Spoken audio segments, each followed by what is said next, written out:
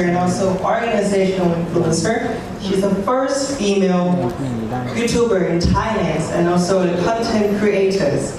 She's also a coach in public speaking. She's very successful with the social media right now. And I can't wait to see what Pite, what she, mostly known as Pite, will share with us today. So, ladies and gentlemen, with the topic of to be, coming world, please give her a round of applause and welcoming her.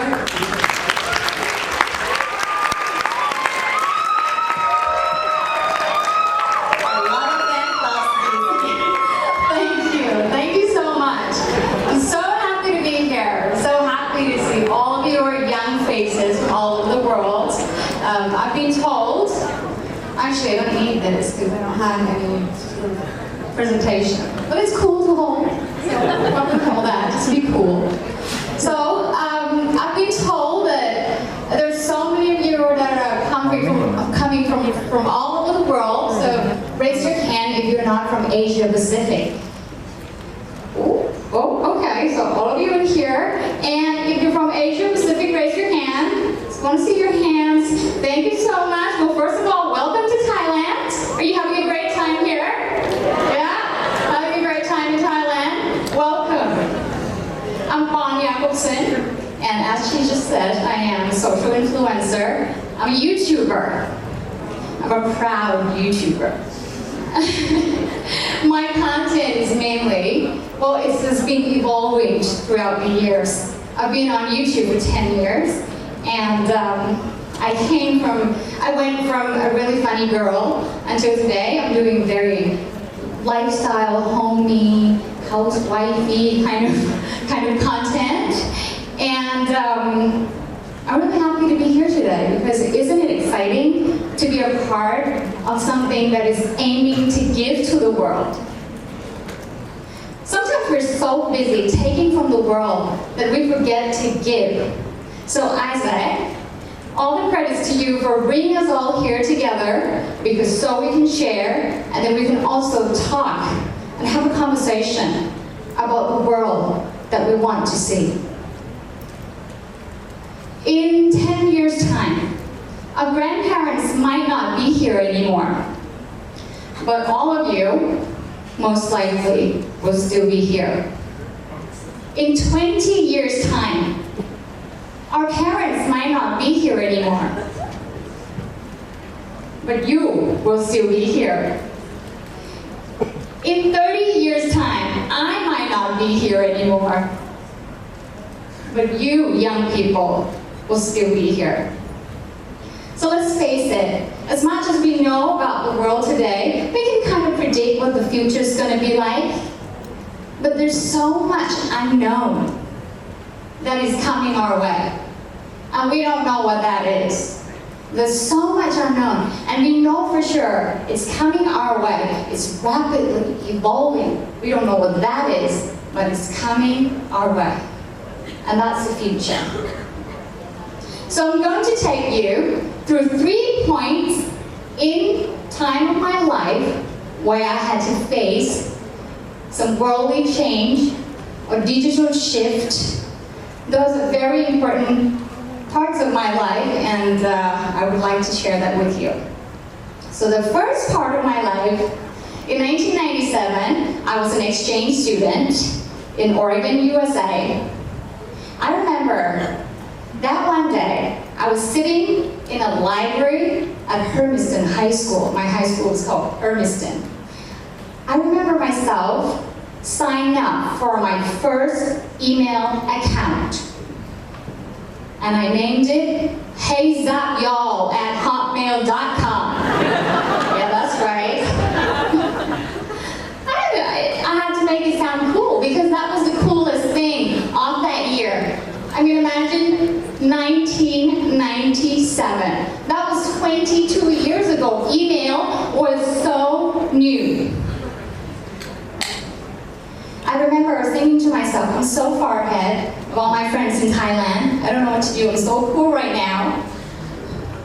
And I was thinking, we can throw away our pens now. We don't have to do pen pal projects anymore. Now we can do email pal projects. That'd be cool.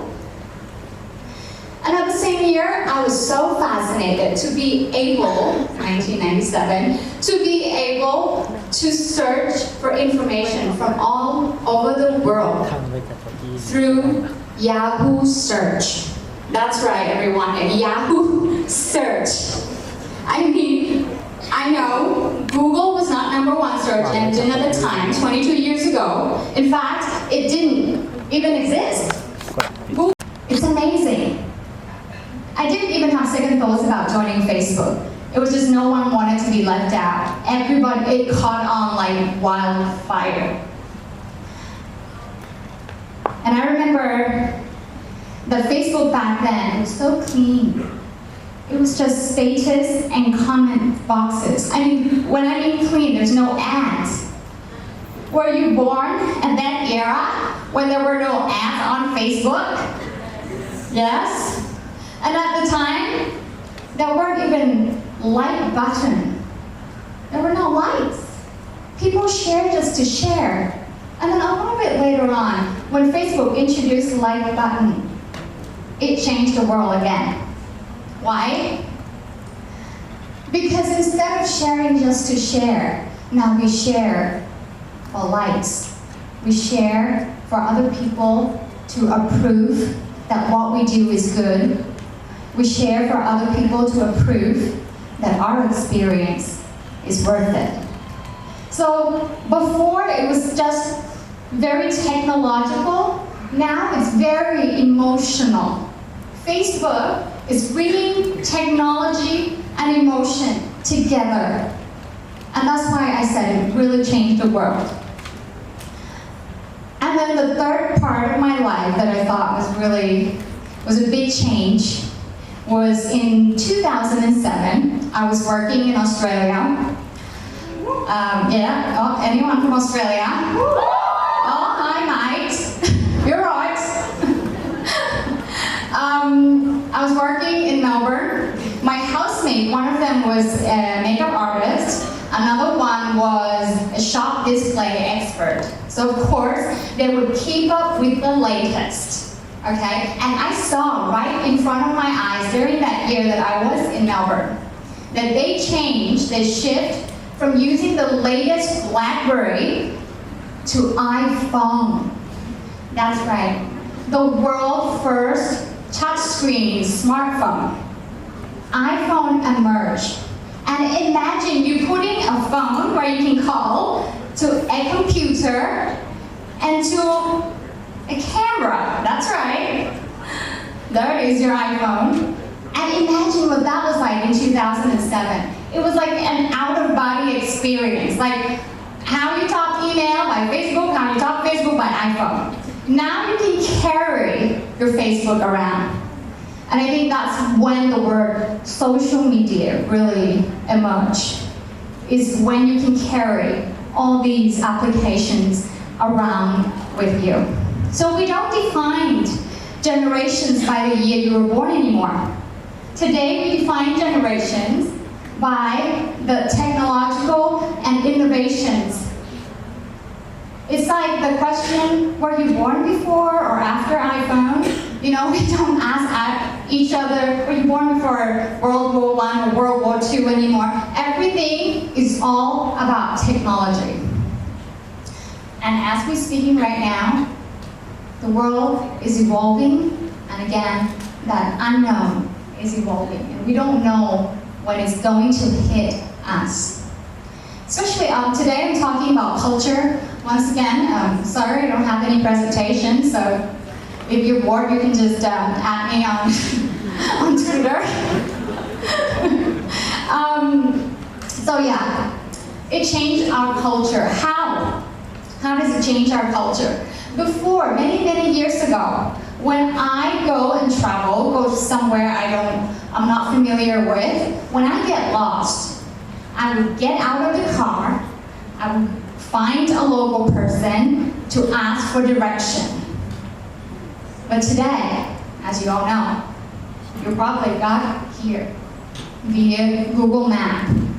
I drove here using Google Maps. You don't need to stop by any tuk-tuk and ask how to go to Twin Tower Hotel, because we all have Google Maps. And before, when I would have to meet a friend from different cultures and we don't speak the same language, I had to be very, physical with my hands, trying to tell them about the things that I try to communicate with them. But now, you don't have to go through all of that anymore. There's Google Translate. Before, I had to call my grandmother to ask for my favorite food recipe that she makes. Now you don't need to do that anymore. You don't need to call your grandmother. Because there are recipes from like everybody's grandmother on the internet.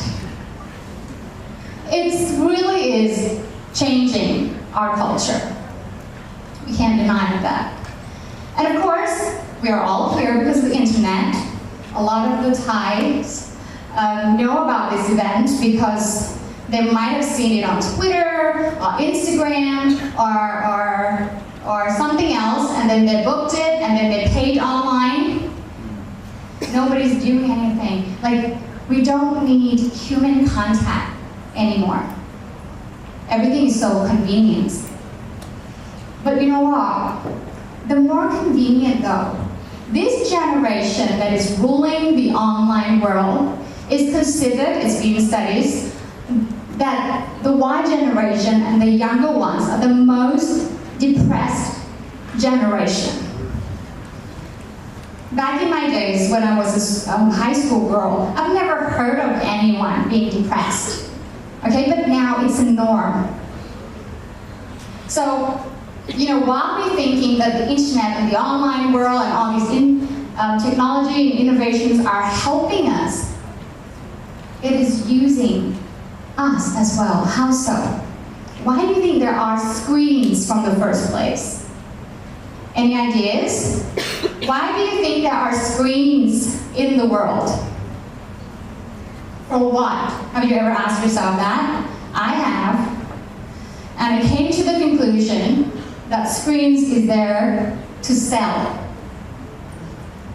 Either it's product, ideas, belief, is all on the screen. They want to make you want whatever that's in that screen.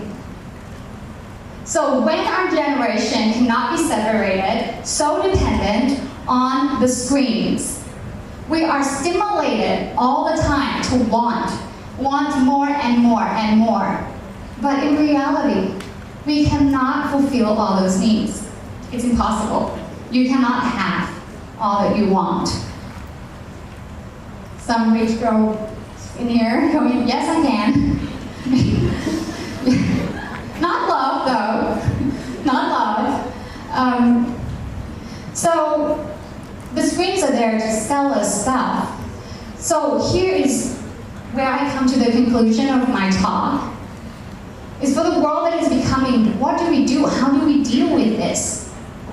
My one word, and it is the way I prepare for the world that is becoming, is awareness.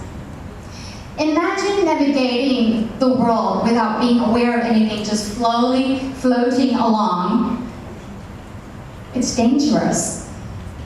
But if you have that awareness, if you're aware of things that's going on around you, you have a chance to kind of step back and see things in perspective. And you will be able to direct your own world. Because if you don't have that awareness, the screen is going to direct you.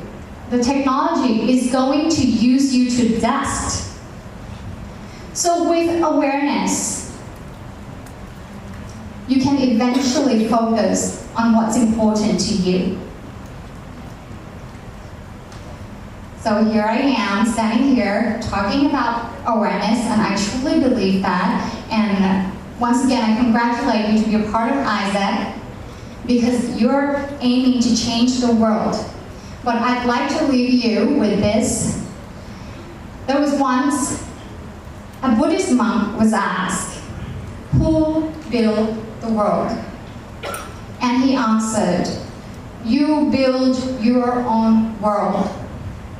So be the world that you want to be. While you're thinking about changing the world, you be that world. Start there. Thank you.